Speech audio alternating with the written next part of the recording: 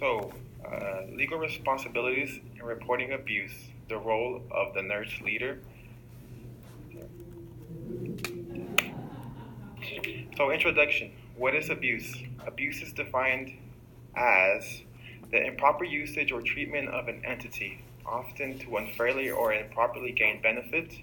Abuse can come in many forms, such as physical or verbal maltreatment, injury, assault, violation, rape, unjust practices, crimes, or other types of assaults. Some of the statistics are, in 2010, there was over 5.9 million cases of elder abuse. 1 in 9 Americans over 60 experience abuse. 1 in 23 cases of abuse are reported. 67% of those cases were females. The average age of those abused were 78. 50% of dementia patients are abused. As you can see, abuse is a huge issue in our country. As nurses, we are capable of lending a helping hand to those being abused.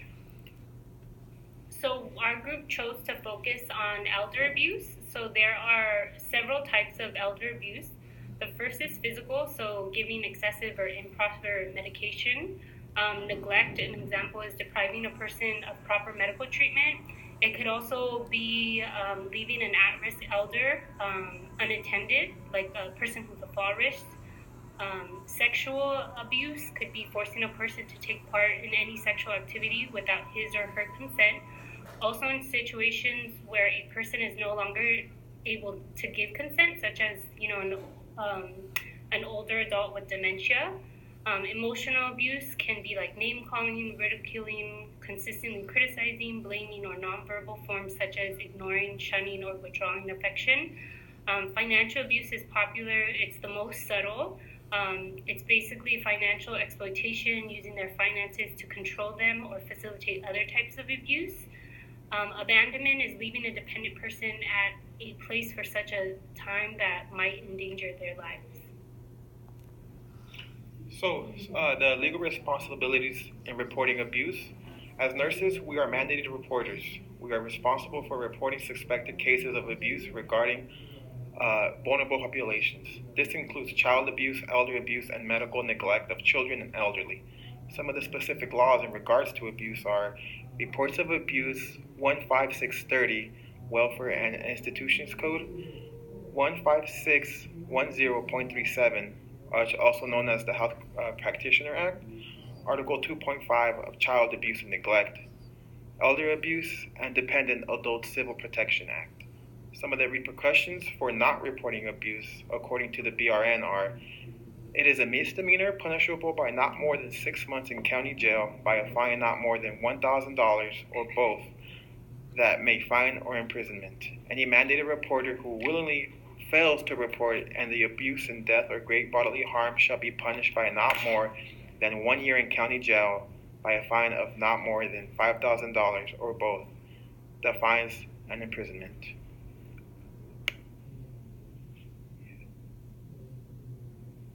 So, role of a nurse leader in an elder abuse. Reporting to an adult protective service is the first step the nurse leader should take when an abuse is suspected or noticed. We need to follow the agency or institutional policy regarding the reports and the procedures to take. A nurse leader needs to provide an accurate assessment. The abuse or the suspected abuse should be clearly and objectively documented. We also need to differentiate between an accident and an abuse. Implement strategies to prevent elder abuse. The nurse leader should provide in-services for staff to know what to look for and what to do if an abuse happens or suspected.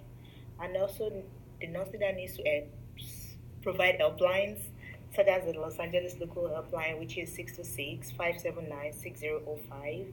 And there's also a toll-free number, the 877-477-3646. The role of the nurse manager. The nurse manager can establish a positive culture that upholds standards. He can monitor and audit incidents that may indicate poor practice in the hospital, examine any allegation of neglect or abuse, reports and record clinical incidents in accordance with the hospital policy, reinforces positive practice when it's observed.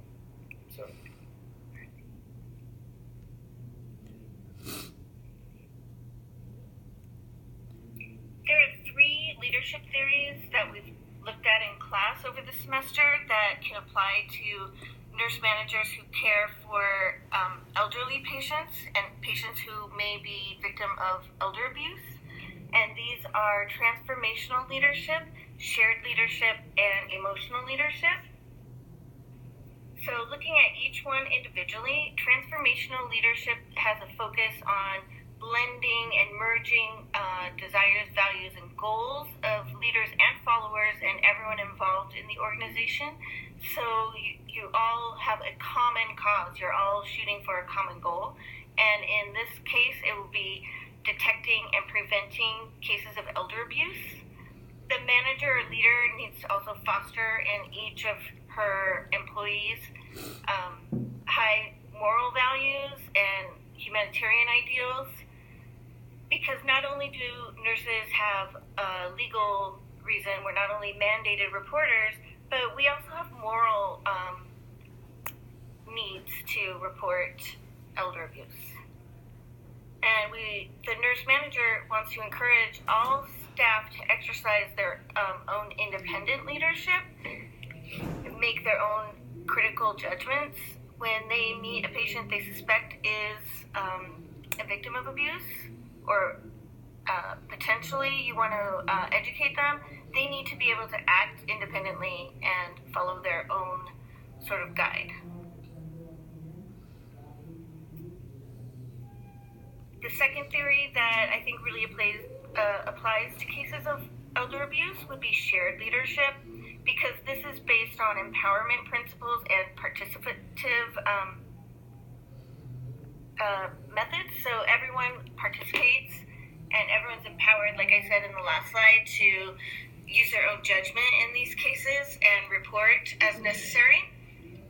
It involves relationships, so the staff and management relationship needs to be very strong and supportive, staff and patients, because nurses need to have a good relationship with their patients in order to maybe discover the abuse, and staff and each other, colleagues.